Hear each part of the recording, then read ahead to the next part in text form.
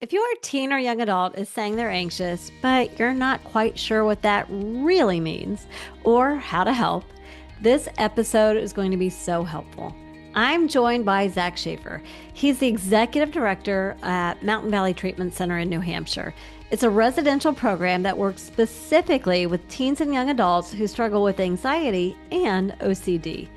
But here's the thing, this conversation isn't just for families facing something, well, severe. We're talking about everyday anxiety, what's normal and, frankly, what's not, and how you can support your young person without accidentally reinforcing fear. It happens a lot. We also dig into something that actually really surprised me, and I think every parent needs to hear. It's how today's tech habits are driving anxiety more than substance abuse ever did. That surprised me, and what you can do about it. Zack shares really practical ways to respond, especially if you've ever felt stuck between helping and overstepping. There's a big difference. Whether your teen is avoiding emails, afraid to apply for a job, or overwhelmed by all their options after graduation, we're giving you the tools and language to support them while also building their confidence. Okay, let's get into it with Zack Schafer.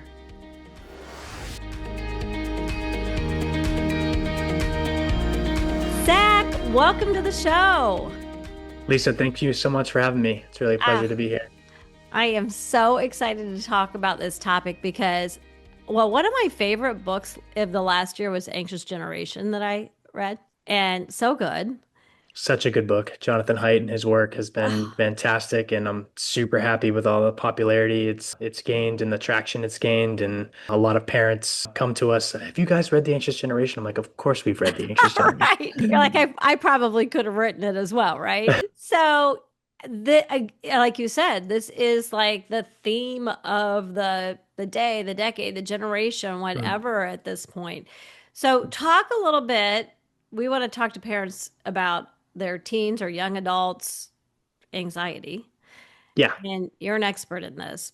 And let's tell everybody what you do.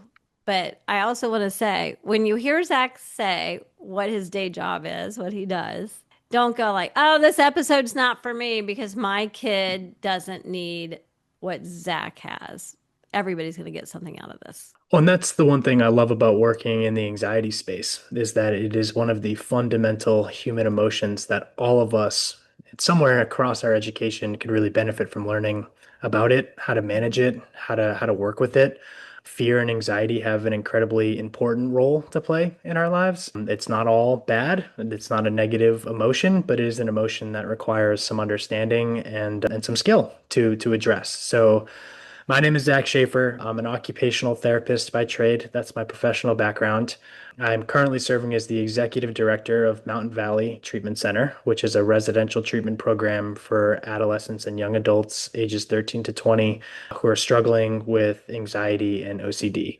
And obviously the teenagers and the families that are coming to us are really struggling. Their kids haven't Yeah. been in school for months at a time, weeks at a time. They're really at a really low point in their life.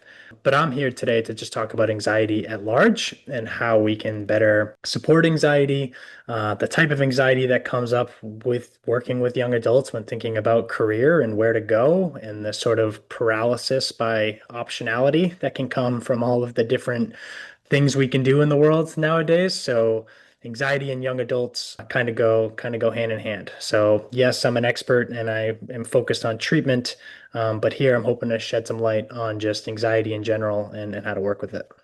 Yeah, I wanted that context because I'm like, you talking about you're doing in-house like treatment, deep Hmm. treatment for people who can't even go to school or work right now. So you're truly an expert, but we're going to now come all the way down and say like, I mean, somebody might listen to this today and say, you know what, maybe this is more serious than I think with my kiddo. But somebody might also just go like, "Oh, I've got some tips and tricks and tools now in my tool belt to better help our family navigate just regular anxiety because it plays a role for everybody." So, let's talk about what is anxiety. I often find with the parents that we're supporting in our launch career clarity course because we're working with their teens on college major and career clarity and all the things. Parents can be dismissive of that term or like not even really understand what their child means when they say, like, I'm feeling anxious or I have anxiety. So, what's a good working definition for it? Because I think we all come to like a lot to this conversation with a lot of preconceived ideas. Yeah, so I will start with what the Diagnostic and Statistical Manual defines as anxiety. So that is sort of our Bible in the field of psychiatry. And they describe it as tension and apprehension to a future undesired outcome, essentially. So a threat that is in the future. And they actually distinctly draw a definition between anxiety and fear, where fear is the anticipation of a threat that hasn't yet happened. And fear is the recognition of a threat that is present in the current moment. So, a common example I would give would be anxiety is, and we were just talking about this hiking, and we live up here Yeah. in New Hampshire. So, anxiety would be, I'm nervous that I might run into a bear in the woods. So, that's the feeling that you get in your stomach in the car drive to the trailhead. Fear is seeing the bear in the woods in the moment, right? And so, Yeah. the thing about anxiety, though, it's trying to predict an outcome that hasn't yet happened. And that's often where it starts to trip us up. So that's the DSM definition. Mountain Valley, we define it as an overestimation of the threat and an underestimation of our ability to cope. Okay, We, wait, we got to say that again. That was sure. beautiful. I'm like, wow. Okay, say it again. So the overestimation of the threat and the underestimation of our ability to cope. So not only is it that I'm going to see a bear when I go into the woods, the overestimation of the threat, that's not a guarantee that that's going to happen. You're also underestimating your ability to cope with that threat if it were to come true, Yeah. right? So to give a maybe a more practical example that might be relevant to some of your listeners, I may not get into this college that I really want to get into. That's not really an overestimation of the threat. That very much could happen. Yeah. But what you're underestimating is your emotional resilience to cope with that threat if it did come true, and what you would do if that fear did actually come present when you received that letter of rejection, right? So not only are we trying to help our adolescents become better assessors of threats. Sometimes we over exaggerate a threat. Sometimes our brain can just go haywire with what the threat is. But we also want to boost their ability to be confident in themselves to face challenges when they come up. You know, one of the things that we do in our career advising course is I'm I'm giving students tools, the students in our course, so they might be already out of school and, young adults, but our students in our course, I'm giving them some tools to go out and ask for informational interviews and job shadows so they can curate some real world experiences to see jobs in action before they start making investments of time and money into a educational pathway, right? The amount of anxiety that comes with simply sending that first email to somebody or that first LinkedIn outreach to somebody about, like, hey, could you tell me more about, I'll use you, being an occupational therapist or an executive director of a nonprofit or something like that. Like, it is huge. And there's some level like, okay, they haven't done that before. It's new. So I get it. So that's why we like coach them through it and give them the tools to do it. But I even think back for myself when I was starting my podcast, which about 4 years ago, we were getting ready to launch the podcast. And even just reaching out to guests at the time, I was like, oh gosh, they're going to say no or, whatever. But I still worked through it and I had some actual anxiety about it. So, what's normal? Like now I don't feel anxious at all asking somebody. It could be somebody like actually very notable and I'm like, I'll ask. They might say no, they might say yes. Because I got used to doing it and it became okay. So what's normal? And then when do we know that we actually have like a disorder? Like what is the difference? Because I do think this idea of a disorder gets abused at times. And you're the expert because you actually have people in treatment who are residential treatment who we would say probably everybody there has an actual disorder. Yes, yeah, everyone that comes to us is at a level of dysfunction, which is where we Yeah. would decide whether something is a disorder or not. So Hmm. everyone is going to feel anxiety when you're faced with something that is outside of your comfort zone. something uncertain, something that doesn't have predictability. And so new experiences and novelty are ripe with anxiety for almost everybody. What happens with people who have an anxiety disorder is that they are unable to embrace that uncertainty and that anxiety. So they start to Mm. avoid or retreat to what is comfortable. And their avoidance and their retreat to what is comfortable has gradually, and it happens over time. And that's why a lot of times parents are like, all of a sudden, I don't know how we got here. The life has just gotten so small. They've stopped connecting with friends. They've stopped going to school. Their sleep patterns are now all of a sudden all over the place. They've become somewhat nocturnal. And so when anxiety starts to get in the way of your ability to function socially, occupationally, in your work, that's when we start to label it more as a disorder. Okay, so and I can see how like it's a slippery slope. Like all of a sudden we're here. Yeah, and so and I'm going to start to bridge a little bit into sort of what the treatment is for anxiety, what the gold Yeah, standard treatment is, and what we do, because I think it relates to sort of what you were getting at with talking about podcasting or talking about that first email you send out, the anxiety is high.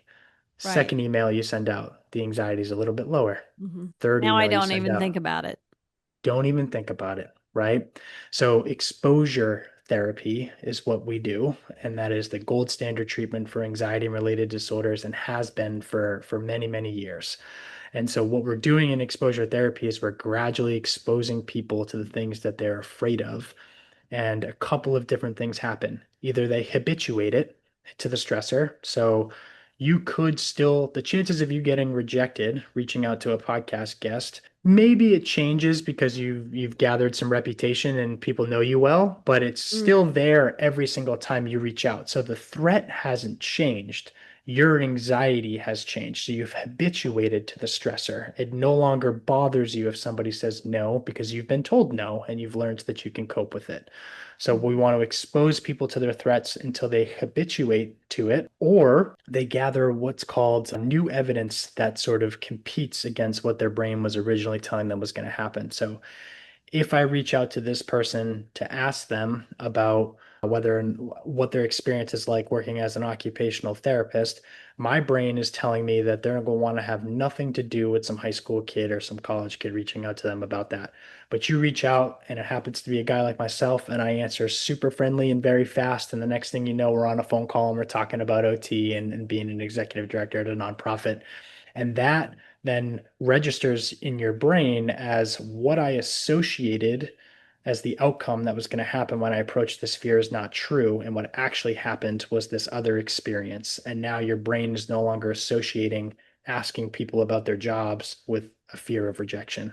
I hope that that made a little bit of sense. It does. Is there a way for us as parents? I mean, my kids are 24 to 34. So, but I know that at times they still deal with anxiety, right? We all do. Hmm. Hmm. And life, life's like this, right? So, even if you're at a place where like not dealing with it right now, or I got some tools in my toolbox, something else in the future is going to make you anxious. So we need to have these tools to be able to just be able to deal with it as it comes. If somebody's listening though, and they're like, I feel now that Zach's talking, like I feel like we've been on that slippery slope, right? And I'm wondering if this really is serious. Is it to the level of a disorder or is it not? Like, is there a checklist that you could walk through in your mind or talk about with your young adult to know if it is at the level where it's a disorder or you just need to do some things at home, which we can talk about some things that they would be able to do. How do you know when you've like stepped over the line? Yeah, I would say and I kind of keep coming back to this phrase, but when it's really starting to cause a level of dysfunction for your child or your family. So sometimes parents will do a bunch of different things to keep the child afloat, but it's becoming disruptive and unsustainable for the family system to maintain. And that's also a sign that there's probably an anxiety disorder going on. So if you're having to start to write the emails for your kid and it's taking up your time, and now you're running late for work because you're having to manage your kids' emails and things along those lines, that's a sign that it's getting to the point where you might want to reach out for some help or just bring bring your child in for an initial evaluation. And that's the thing too. I think most practitioners really appreciate when someone walks into their office and says, I've been experiencing this emotion. I've been experiencing this challenge. I don't know if I have a full disorder, and I really just want to know more if like this is a problem or if this is Yeah. normal and like this is just part of the human experience and what are some maybe quick strategies I could implement. But really paying attention to any dysfunction that it causes for your kid. Are they stopping going to school? Or what are ways that you might be stepping in to compensate for the different anxiety that's showing up for them? And how is that starting to then disrupt the rest of the things that are happening? Yeah, like you're helping to the point where it actually is hurting, right? Yeah, you're putting a band-aid on a suture that needs surgery, right? Yeah, That's right. kind of what's happening. Well, I love what you said there because there's something in between like we're trying to navigate this at home and then there's, residential treatment like you just described, Mm. like seek somebody out within your community or I mean there's online therapists, right, too, but talk to somebody. So, go ahead. Can I add one thing in Yeah. there? Talk to somebody, not go on Google, not go on TikTok. The whole self-diagnosing culture is a big pet peeve of mine and a lot of us who are really in the mental health industry. There's a lot of misinformation out there, guys, and there's a lot of people self-labeling or labeling each other with things that just aren't totally accurate. I gotta say, like sometimes kids come to us and parents are like, they have OCD or they have this anxiety disorder, and I'm like, not really. You're like, That's how not do you actually. know that? Like, well, I y- Googled it.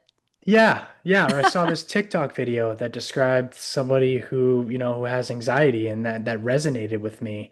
And it's like, yes, of course it resonated with you because you're a human being and you have anxiety, but it doesn't mean you have an anxiety disorder.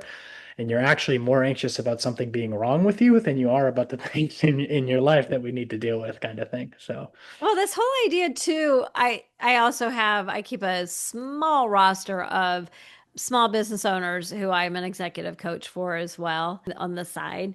And I was talking to one of my clients this week in a coaching session, and our desire to like slap a label on things. I don't know if you see a trend in that, but like people want to label things. And, I jokingly said to her, like, I'm not a doctor. I only play one on TV. But I'm like, why? Like, don't worry about what that label is. That somebody handed her a book, and she's like, now I'm wondering if I have, XYZ. And I'm like, well, that would not be my place. But like, let's just talk about like what's resonating with you and some tools that you could get to navigate those behaviors or experiences you're having without like throwing a label on it. I feel I don't know if you see that as one of the trends with like people wanting to just label things. I'm like, do we have to label everything? totally. And I would say that that comes from a place of anxiety because it feels better to know what something is, Yeah. feels more certain to know what something is. Yeah. It's less comfortable to be like, I don't know if I have an anxiety disorder or not. It's easier to just either be in the black or be in the white, and it's so much harder to sit in the gray. And learning how to manage anxiety is getting really comfortable in the gray and really comfortable not having any certainty or any bearings, being okay with whatever way the wind blows. So, okay, we've talked about, some of these trends as far as like people want to throw labels on and trying to self-diagnose through TikTok. I literally do no longer have TikTok on my phone, so I did not find it a great place to be. So I'm out. Although I'm on other social media.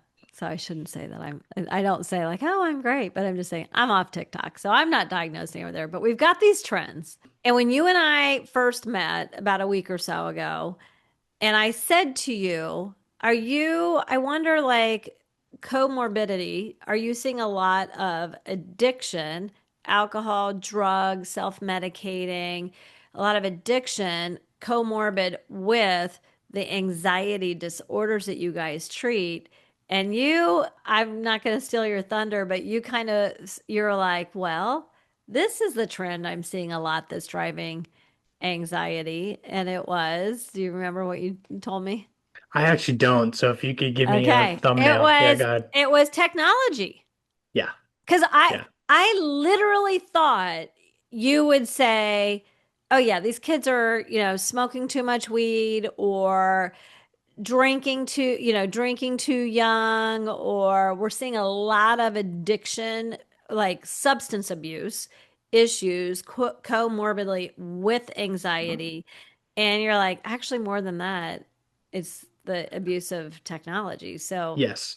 let's Thank talk you. about that. I mean, that Yeah. was literally why I was like, oh, we've got to talk about this because am sitting here thinking everybody's self-medicating with alcohol and drugs. Nope. So I think it's important to understand what medication, quote unquote, medication is for someone with anxiety. And it is what we just sort of talked about, which is certainty. Mm. It's relief from the unknown. So if you don't know something, what is one of the first things you do? You open up your phone and you Google it, right? If you don't know about this college or this career or this profession that someone's recommending that you go into, what's the first thing you do? You Google it. You try to find information, you try to find certainty. And so I think I think technology is the vehicle for information, and I think information is what people are trying to use to medicate their sense of uncertainty about the future and how things are going to go. But I think that that's why we're seeing a lot of kids leaning into technology as a way to, again, find certainty for the anxiety that they're feeling, or numb out from it and get distracted and just get, an influx of dopamine. And there's actually research coming out right now that the amount of alcohol abuse in youth is decreasing like drastically. A lot of college campuses now, kids aren't drinking anymore. They're drinking non-alcoholic beers, or spindrifts are getting popular, different kind of non-alcoholic Mhm. seltzers are getting popular, but they're still not mentally doing well. And that is because the whole time they're taking selfies, they're scrolling on TikTok, they're engaged in Instagram, they're living their life through a screen. And that was what I really loved about Jonathan Haidt's book, was he Yeah. he he was brave enough to take a leap and say, I know that this is only correlative data, but I'm going to jump and say it's causality, that the increase in use of technology is causing worse mental health in our youth. And I really appreciated him taking a brave step there. A lot of people, in the research field will stick very true to causality versus correlation, but he made a jump and he said it's causing it, and I couldn't agree more. That's fascinating, that idea of on the college campuses, like the kids aren't really drinking that much anymore, but yet they're actually not doing any better. That's fascinating. Yeah. Yeah, I installed an app on my phone. I don't know. And I am not, I keep saying to everybody, this is not an affiliate program. I'm just a fan, called Be Present. Mm. And it kind of gamifies it, but I don't do like the gamifying piece of it to earn things. But it's on my phone and I'm limiting, and I have to go on social media for work. So I limit how many times a day and how many minutes at a time I can even use my phone, even for LinkedIn, which is professional social media. And I teach all of my students to do, because it's where we start to build those natural connections that are going to lead to opportunities. But you go on and you go down a rabbit hole, and I mean, I wouldn't say like I don't feel like I'm an anxious person. I don't think I have ADHD, but I got on one of the social media platforms to do something the other day. And I intentionally, like, I need to go on to do this for work. And I got totally down the rabbit hole. And then all of a sudden, the Be Present app said, we're closing the app in 30 seconds. And then my brain went, and I'd been on for like 5 minutes. I'm like, why did I come here? Oh my gosh, I didn't even do the thing. Yep. And so as you were talking about, like, we pick up our phone to, okay, I'm going to pick it up to like diagnose myself or get some information to see what's really going on with me. But then it's like we get distracted by all the things. And like you said, there's a lot of misinformation out there anyway. Yeah. I think And then we misinformation start on numbing out. Yeah, I was gonna say, I think misinformation on technology is a recipe for anxiety. I think the what's going on neurochemically and the dopamine hits that is happening when you're on Mhm. technology. For anyone interested, Dr. Anna Lemke out of Stanford, her book Dopamine Nation is a fantastic book to I don't know read. in the show notes. Yeah, it's a fantastic book to read to understand. She makes neuroscience, very complex neuroscience, very simple to Oh, understand good. sort of the dopamine mechanism in the brain and the role that technology can play in that. And then there's also like the types of information you're exposed to on social media. So you're viewing pictures of other people living this beautiful life. Then you're sitting there like, well, how come that's not my life? And then that same person that you're viewing that picture of is looking at their Instagram screen saying, how come my life's not that beautiful, right? And we're all wondering why our lives are more beautiful than our own, and none of us are happy with our own lives. It's a very, very interesting time to It is be a in. very interesting time. So I asked you about, substance abuse disorders. You mentioned OCD being a comorbid diagnosis, I guess, with this Mhm. anxiety. Are there any other commonly occurring comorbid concerns or diagnoses that you see? Yeah, so one you actually just kind of hinted at a little bit, which is ADHD. So Mm. ADHD and anxiety go hand in hand all the time. If you have trouble staying focused or keeping your attention where it is, and then you're constantly missing things, and then you're getting in information from your environment of like, oh, wait, I just missed that thing, you're going to be anxious and wondering if you're always missing something or if you always forgot something, Mm. or if you have a hard time organizing your stuff for school, then you're going to maybe take more time to prepare. And you might even start to create OCD rituals around making sure you're prepared for school and over organizing more than you actually need to be doing. So ADHD and then autism spectrum disorder is another very common comorbidity for anxiety and Hmm. OCD. And again, it's that need for predictability, that need for certainty that is very, very common with someone with a neurodivergent brain that kind of lends its hand to a little bit more of an anxious temperament. So you did I hear you say that anybody who has an official, not a TikTok, diagnosis of ADHD would always have some level of anxiety, not necessarily to the state of a disorder that would be present? Can we take it I'm that far? Or it's Yeah, just I'm gonna stay away from absolutes if I can. okay. I would say you have a much higher susceptibility to Yeah. developing Okay. anxiety.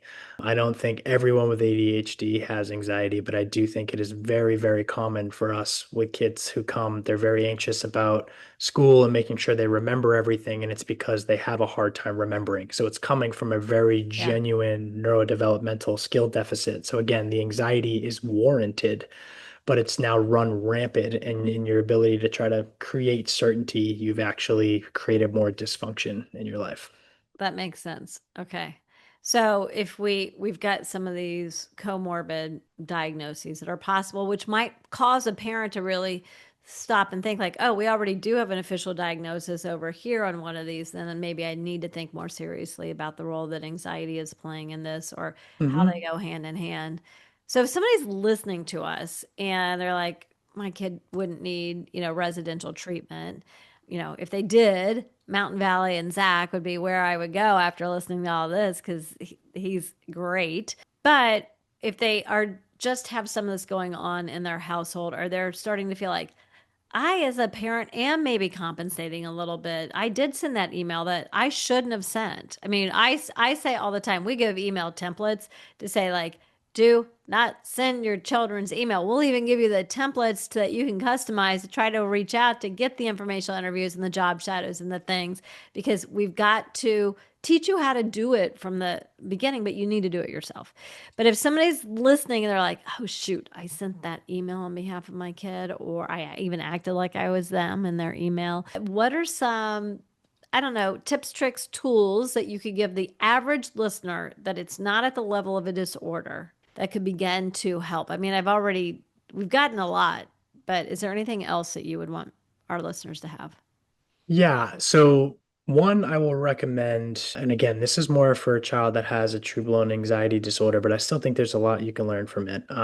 His name is Dr. Ellie Leibowitz. He's out of Yale, the Yale Child Study Center, and he developed an entire protocol called Supportive Parenting for Anxious Childhood Emotions, or SPACE. And so he has a lot of really good books about recognizing what we call in the anxiety world accommodations. So when your child is anxious about sending an email, and you do it for them, we call that an accommodation.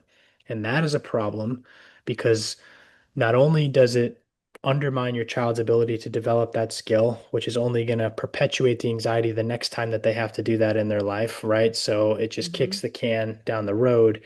It also sends the signal to your child, yes, that threat that you were afraid of is accurate. You are incapable of sending that email. Mm. And so it reinforces that doubt that they already have in their ability to do it. And I know that that's not what you're intending to do. You're intending to do it as a show of love and a show of support. And that's what I love about most of the anxious families that we work with is they're the most loving and caring families. They just don't understand how some of their overparenting or overcompensating behaviors are actually perpetuating their child's fear of their own ability. So, first thing I would instruct people to do is when your child says that they can't do something, ask why. Inquire. Mm. Just pause for a second and say, what makes you feel like you can't do that? Well, I can't do that because this. What are you afraid is going to happen? That's another great follow-up question to ask. I might get rejected. And what would that mean if you did? Right? So these are it's just verbal dialogue that's helping your child. And sometimes even just in that, they'll be like, wait, that's a ridiculous thing to be afraid of. I'm just going to send the email myself. They'll Yeah. recognize the irrationality of their own fear. Or you may be able to get into a place where you can talk to your child a little bit more about, like, okay, you're afraid of being rejected. What would help you feel like we could reduce the possibility of that outcome happening? What would be helpful for you? Well, maybe I could sit down with my teacher tomorrow and she could help me work on my email and she could give me some support. Or maybe I could meet with Miss Lisa and she could help me work on this part of my career development Yeah. kind of thing. And you're engaging their problem solving system about how to decrease their own fear for themselves rather than chopping in and trying to decrease it for them. So just some simple asking of some questions and slowing down instead of jumping right to problem solving and sort of jumping into problem exploration is sort of how I would describe it. I would tell me what you think of this question because I is sort of like, okay, what's the worst thing that could happen? It's turning that on its head. And I'm Hmm. not saying instead, but in addition to then take it out and say, and what could this make possible? Or what good thing might come out of it as well? Yeah, what can you learn? That's we ask Right. that all the time. Like, and if you did get rejected, what could you learn from that? Hmm. Right? Like what would how could we then take that challenge and turn it into an opportunity for growth? That's a lot of what we try to talk about too. And the one caveat I want to throw in here is that a lot of parents listening are probably like, man, if I said that to my child, so like that's just how they would, they and I Yeah, get I it. know how And that conversation's gonna go. right, right. And you're not your child's therapist. And so that's why I really like try to teeter, it's not your job to be your child's therapist. It's your job to be your child's parent. And it all is in the tone and the tact in which way you ask the question. Like I've had a lot of parents look and be like, well, what are you afraid is going to happen? And it's like, well, that's incredibly invalidating to your child's Yeah. fear. So a lot of times the first step is be like, I can see you're really scared. Like, can you tell me more about what you're afraid might happen? Right. But Mhm. acknowledging their emotion first and validating their emotion first before just jumping to, well, what do you mean you're afraid to send an email? What's the worst thing that could possibly happen? Right. Right. That Like they're gonna tone. then, yeah, they're gonna feel that and they're gonna be like, okay, like, are you just totally dismissing the fact that I'm having this emotion right now? And I think that that's a lot of the frustration that a lot of our youth feel is they feel very dismissed for how in touch with their emotions they are. I think they're actually a lot more in touch with their emotions than some of our later generations are right now. Yeah. And somewhere in the middle between being totally emotionally out of touch and too emotionally in touch is the sweet spot. And I actually think between our current youth and our current parents, there's a lot of magic that can be made if we can learn how to navigate or bridge the gap there. You said that phrase about like you're not like these are valid emotions and you're not validating my emotions. I often am reminding the parents that we're talking to through our programming about validating that somebody and recognizing somebody actually feels something doesn't mean that you necessarily agree with it. Validation doesn't have to equal agreement. I'm so happy you said that. And it's important that it doesn't in these kinds of situations too, of like you're not agreeing that sending an email is going to lead to rejection. You're not Yeah. agreeing with the fact that your child can't cope with that rejection if it did happen. But you are giving them space to feel what they feel, and you're not debating that. Like they feel anxious. There's nothing you can there's no other truth to that than what they feel. You're not validating that it's true that they should feel anxious. You're not validating Mhm. that it's true that the outcome that they're afraid of is going to happen, but you are giving them the space to have their own reality, which is what's happening inside their body and inside Yeah, their because mind. when we do that, like then it doesn't come around to like somebody's right and somebody's wrong, right? Yeah, it avoids that headbutting and that Yeah. confrontation, which never leads to helping move things forward. Yeah. Well, this has been a fantastic conversation, Zach. I knew it would be. So we will link to, you gave us some great resources. So the space website, which you'd already given me. So we'll Hmm. definitely link to that. This new book that you mentioned that I didn't hear of, Dopamine Nation. Did I get that Hmm. right? Yep. Okay. We of course will do Mountain Valley Treatment Center and the notes in case somebody then starts down this road and they're like, we might have a bigger problem here than I thought. So, Yeah, and the one other resource, if I can plug it yeah, too, is please. I have a podcast through Mountain Valley too called Fearless, where Yep. we talk about all of these topics a little bit more in depth, very anxiety focused and mental health focused. And we're going to have Lisa on there Yeah, sometime soon too to talk about anxiety absolutely. around career planning and young adulthood. So, Absolutely. So yes, we were already planning on doing that, but I'm glad you went ahead and said it. So if people want to get in touch with you, is that really the best way is through, listen to your podcast or send a message or yeah, they can. I think my email tends to be best, okay. which is zschafer at mountainvalleytreatment.org. You can add that to the show Yeah, we'll notes put it in the too. notes. But all that contact information is on the Mountain Valley website. So if you forget it or you can't find it, just go to the Mountain Valley website and you can find a way to contact me. And I just want to tell everybody, like, you are like, bam, you respond when somebody lands in your inbox. So this has been fantastic. Thanks, Zach. Yeah, no problem. Thank you, Lisa. Thanks, everybody.